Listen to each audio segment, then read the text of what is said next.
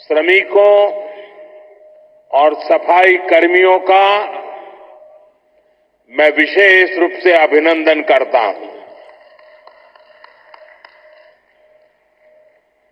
विश्व का इतना बड़ा आयोजन हर रोज लाखों श्रद्धालुओं के स्वागत और सेवा की तैयारी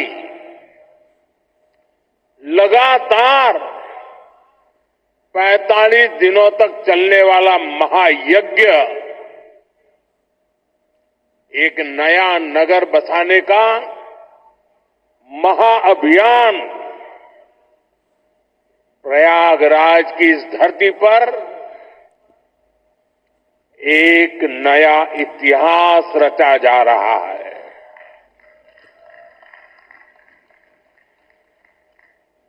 अगले साल महाकुंभ का आयोजन देश की सांस्कृतिक आध्यात्मिक पहचान को नए शिखर पर स्थापित करेगा और मैं तो बड़े विश्वास के साथ कहता हूं, बड़ी श्रद्धा के साथ कहता हूं, अगर मुझे इस महाकुंभ का वर्णन एक वाक्य में करना हो तो मैं कहूंगा, ये एकता का ऐसा महायज्ञ होगा जिसकी चर्चा पूरी दुनिया में होगी।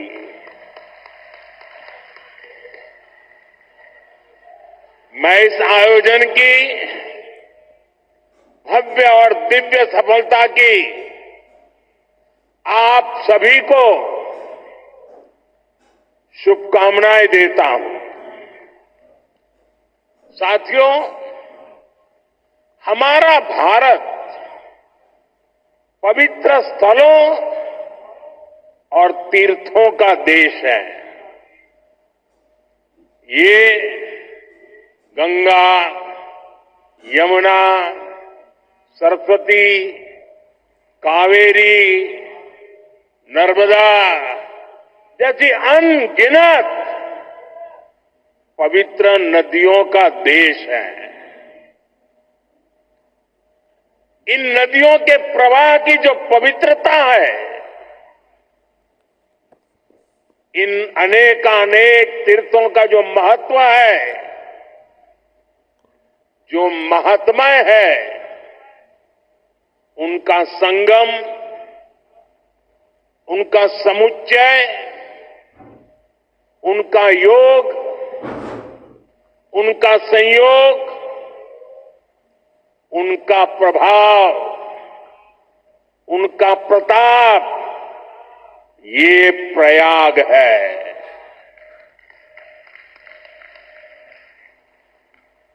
ये केवल 3 पवित्र नदियों का ही संगम नहीं है। प्रयाग के बारे में कहा गया है, माघ मकरगत रवि जब होई, तीरथ पति ही आव सब कोई। अर्थात जब सूर्य मकर में प्रवेश करते हैं, सभी दैवीय शक्तियां, सभी तीर्थ, सभी ऋषि, महर्षि, मनीषी प्रयाग में आ जाते हैं। ये वो स्थान है जिसके प्रभाव के बिना पुराण पूरे नहीं होते। प्रयागराज वो स्थान है जिसकी प्रशंसा वेद की ऋचाओं ने की है। भाइयों बहनों, प्रयाग वो है जहां पग पग पर पवित्र स्थान है, जहां पग पग पर पुण्य क्षेत्र है, त्रिवेणीम माधवम सोमम भरद्वाजम च वासुकिम वंदे अक्षयवटम शेषम प्रयागम तीर्थनायकम। अर्थात त्रिवेणी का त्रिकाल प्रभाव, वेणी माधव की महिमा, सोमेश्वर के आशीर्वाद, ऋषि भारद्वाज की तपोभूमि, नागराज वासुकी का विशेष स्थान, अक्षय वट की अमरता और शेष की अशेष कृपा, ये है हमारा तीर्थराज प्रयाग।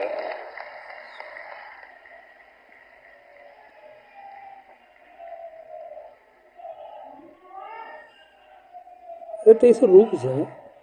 तीर्थराज प्रयाग यानी चारी पदार्थ भरा भंडारू, पुण्य प्रदेश देश अति चारु। अर्थात जहां धर्म, अर्थ, काम, मोक्ष चारों पदार्थ सुलभ है, वो प्रयाग है।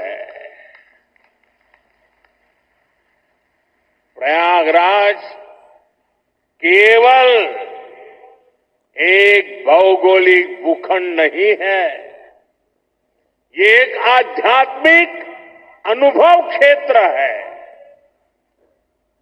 ये प्रयाग और प्रयाग के लोगों का ही आशीर्वाद है कि मुझे इस धरती पर बार बार आने का सौभाग्य मिलता है।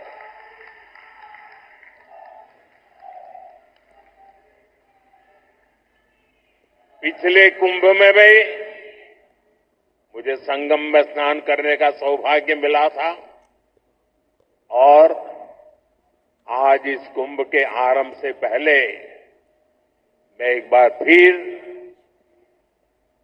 मां गंगा के चरणों में आकर के आशीर्वाद प्राप्त करने का सौभाग्य प्राप्त किया है। आज मैंने संगम घाट के लेटे हुए हनुमान जी के दर्शन किए, अक्षय वट वृक्ष का आशीर्वाद भी प्राप्त किया। इन दोनों स्थलों पर श्रद्धालुओं की सहूलियत के लिए हनुमान कॉरिडोर और अक्षयवट कॉरिडोर का निर्माण हो रहा है। मैंने सरस्वती कूप रीडेवलपमेंट प्रोजेक्ट की भी जानकारी ली। आज यहां हजारों करोड़ रुपए के प्रोजेक्ट का लोकार्पण हुआ है। मैं इसके लिए आप सबको बधाई देता हूं। साथियों, महाकुंभ हजारों वर्ष पहले से चली आ रही हमारे देश की सांस्कृतिक आध्यात्मिक यात्रा का पुण्य और जीवंत प्रतीक है। एक ऐसा आयोजन जहां हर बार धर्म, ज्ञान, भक्ति और कला का दिव्य समागम होता है। हमारे यहां कहा गया है, दश तीर्थ सहस्त्राणि तीस्र कोट्यस्तथा अपराहा सम आगच्छन्ति माध्यातु प्रयागे भरतर्षभ। अर्थात संगम में स्नान से करोड़ों तीर्थ के बराबर पुण्य मिल जाता है। जो व्यक्ति प्रयाग में स्नान करता है वो हर पाप से मुक्त हो जाता है। राजा महाराजाओं का दौर हो या फिर सैकड़ों वर्षों की गुलामी का कालखंड, आस्था का ये प्रवाह कभी नहीं रुका।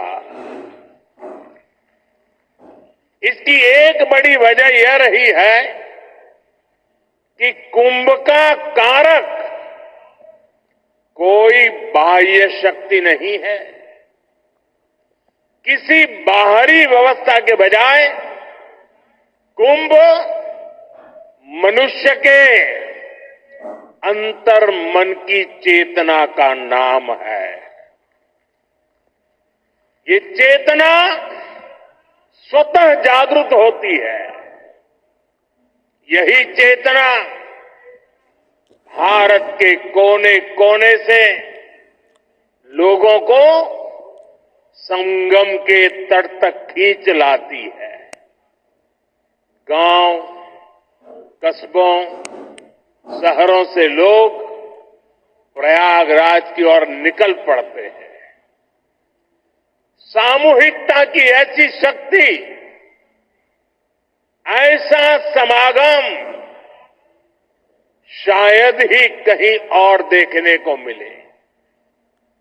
यहां आकर संत महंत, ऋषि मुनि, ज्ञानी विद्वान, सामान्य मानवी सब एक हो जाते हैं। सब एक साथ त्रिवेणी में डुबकी लगाते हैं। यहां जातियों का भेद खत्म हो जाता है, संप्रदायों का टकराव मिट जाता है। करोड़ों लोग एक थे, एक विचार से जुड़ जाते हैं।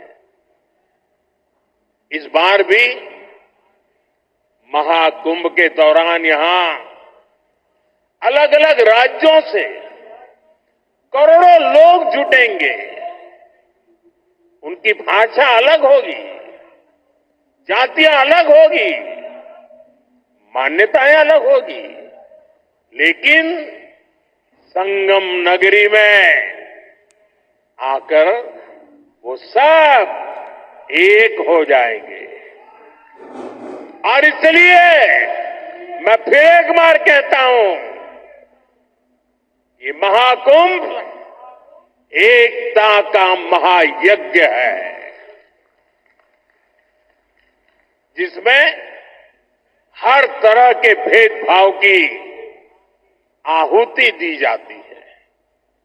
यहां संगम में डुबकी लगाने वाला हर भारतीय एक भारत श्रेष्ठ भारत की अद्भुत तस्वीर प्रस्तुत करता है।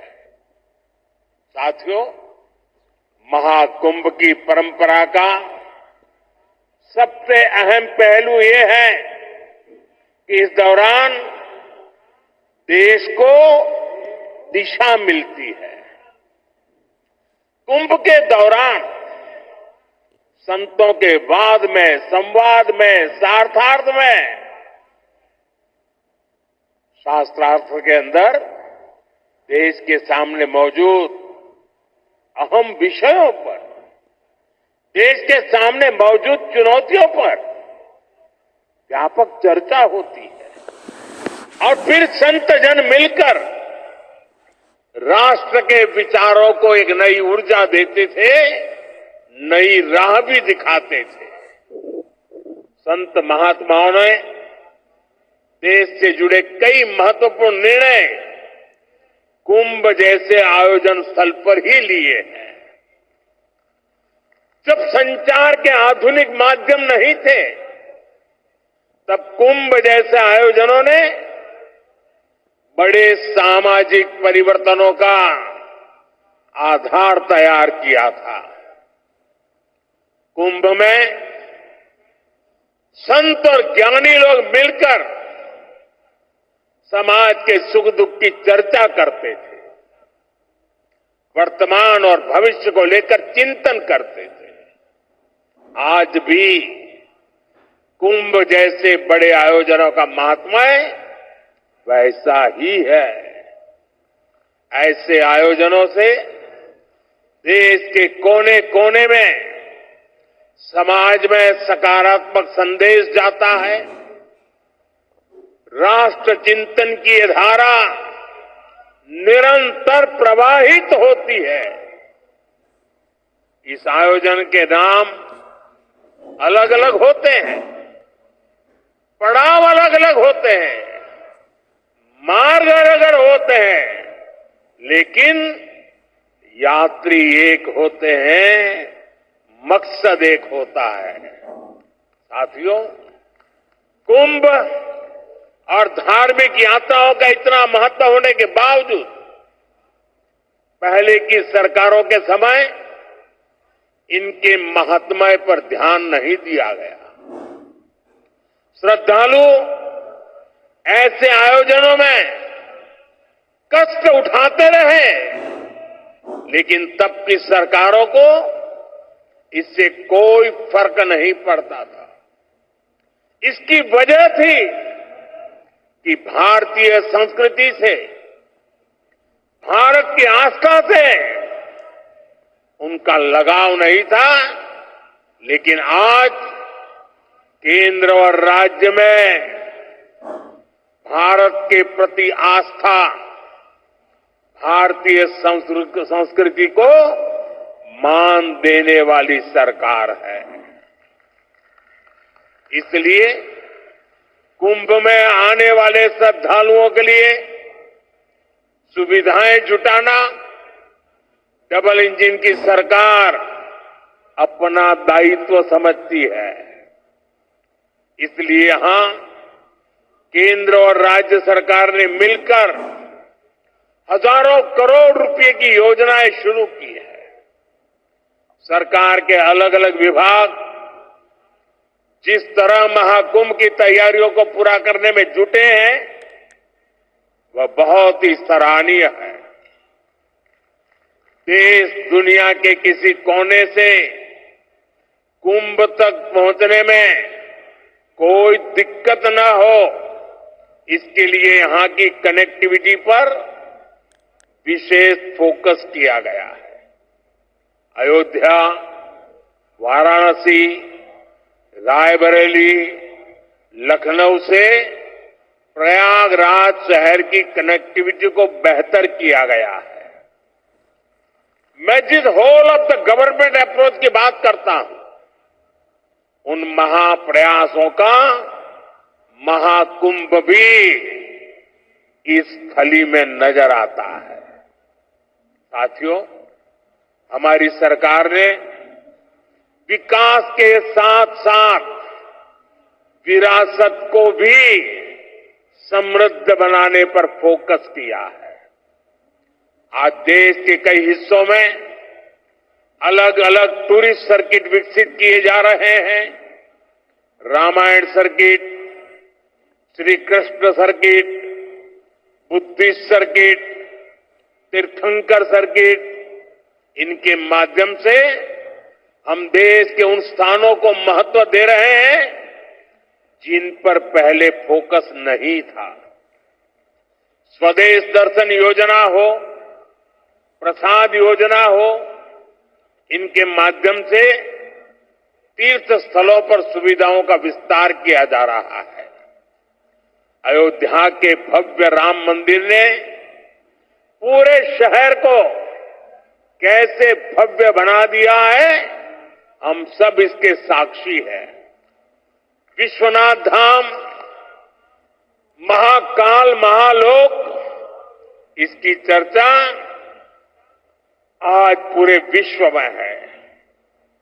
यहां अक्षय वट कॉरिडोर, हनुमान मंदिर कॉरिडोर, भारद्वाज ऋषि आश्रम कॉरिडोर में भी इसी विजन का प्रतिबिंब है।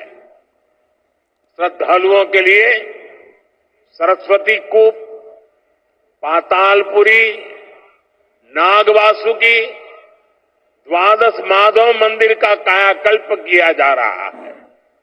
साथियों, हमारा ये प्रयागराज निषाद राज की भी भूमि है। भगवान राम के मर्यादा पुरुषोत्तम बनने की यात्रा में एक महत्वपूर्ण पड़ाव श्रृंगवेरपुर का भी है। भगवान राम और केवट का प्रसंग आज भी हमें प्रेरित करता है। केवट ने अपने प्रभु को सामने पाकर उनके पैर धोए थे, उन्हें अपनी नाव से नदी पार कराई थी। इस प्रसंग में श्रद्धा का अनन्य भाव है। इसमें भगवान और भक्त की मित्रता का संदेश है। इस घटना का ये संदेश है कि भगवान भी अपने भक्त की मदद ले सकते हैं। प्रभु श्री राम और निषाद राज की इसी मित्रता के प्रतीक के रूप में श्रृंगवेरपुर धाम का विकास किया जा रहा है। भगवान राम और निषाद राज की प्रतिमा भी आने वाली पीढ़ियों को समता और समरसता का संदेश देती रहेगी। साथियों, कुंभ जैसे भव्य और दिव्य आयोजन को सफल बनाने में स्वच्छता की बहुत बड़ी भूमिका है। महाकुंभ की तैयारियों के लिए नमामि गंगे कार्यक्रम को तेजी से आगे बढ़ाया गया है। प्रयागराज शहर के सैनिटेशन और वेस्ट मैनेजमेंट पर फोकस किया गया है। लोगों को जागरूक करने के लिए गंगा दूत, गंगा प्रहरी और गंगा मित्रों की नियुक्ति की गई है। इस बार कुंभ में 15,000 से ज्यादा मेरे सफाई कर्मी भाई बहन कुंभ की स्वच्छता को संभालने वाले हैं। मैं आज कुंभ की तैयारी में जुटे अपने सफाई कर्मी भाई बहनों का अग्रिम आभार भी व्यक्त करूंगा। करोड़ों लोग यहां पर जिस पवित्रता, स्वच्छता, आध्यात्मिकता के साक्षी बनेंगे, वो आपके योगदान से ही संभव होगा। इस नाते यहां हर श्रद्धालु के पुण्य में आप भी भागीदार बनेंगे। जैसे भगवान कृष्ण ने झूठे पत्तल उठाकर संदेश दिया था कि हर काम का महत्व है, वैसे ही आप भी अपने कार्यों से इस आयोजन की महानता को और बड़ा करेंगे।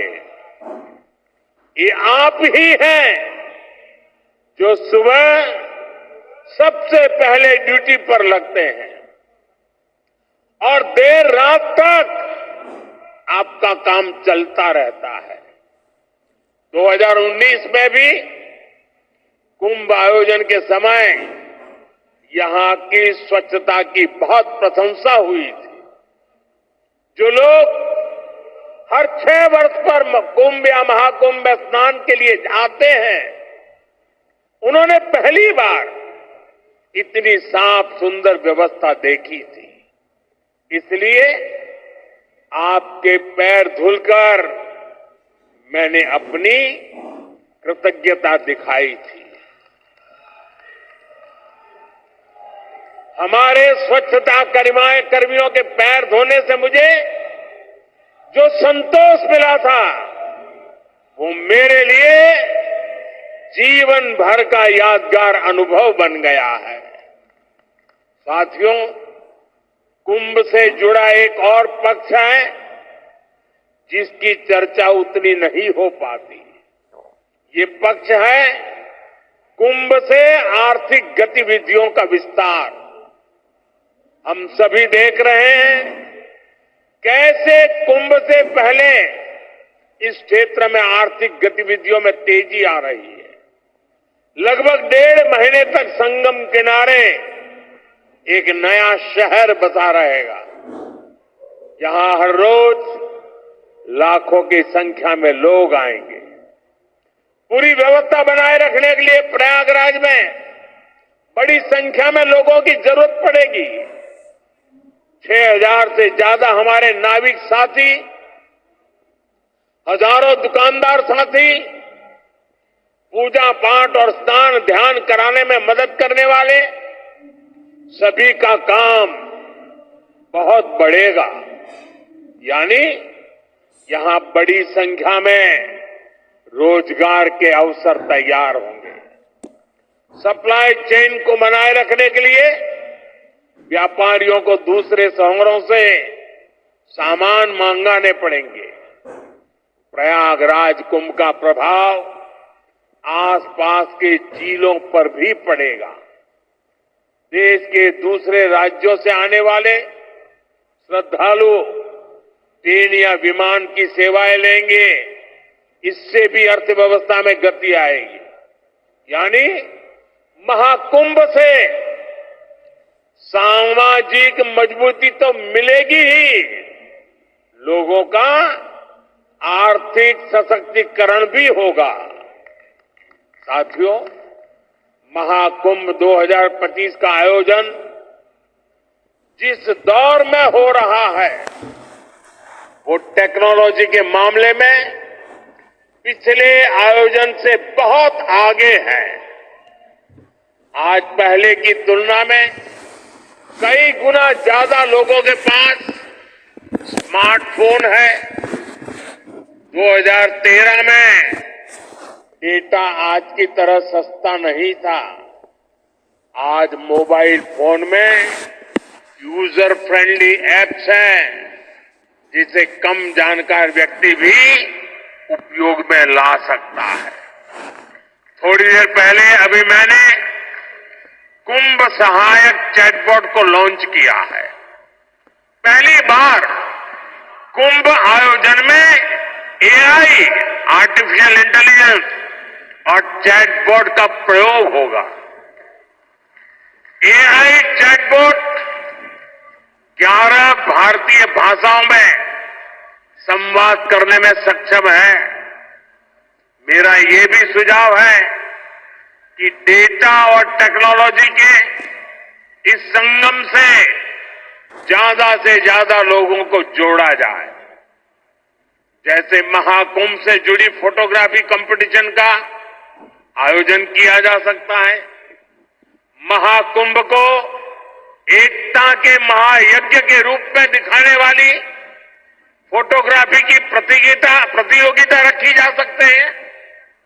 इस पहल से युवाओं में कुंभ का आकर्षण बढ़ेगा। कुंभ में आने वाले ज्यादातर श्रद्धालु इसमें हिस्सा लेंगे। जब ये तस्वीरें सोशल मीडिया पर पहुंचेगी तो कितना बड़ा कैनवास तैयार होगा, इसकी कल्पना नहीं कर सकते। इसमें कितने रंग, कितनी भावनाएं मिलेगी, ये गिन पाना मुश्किल होगा।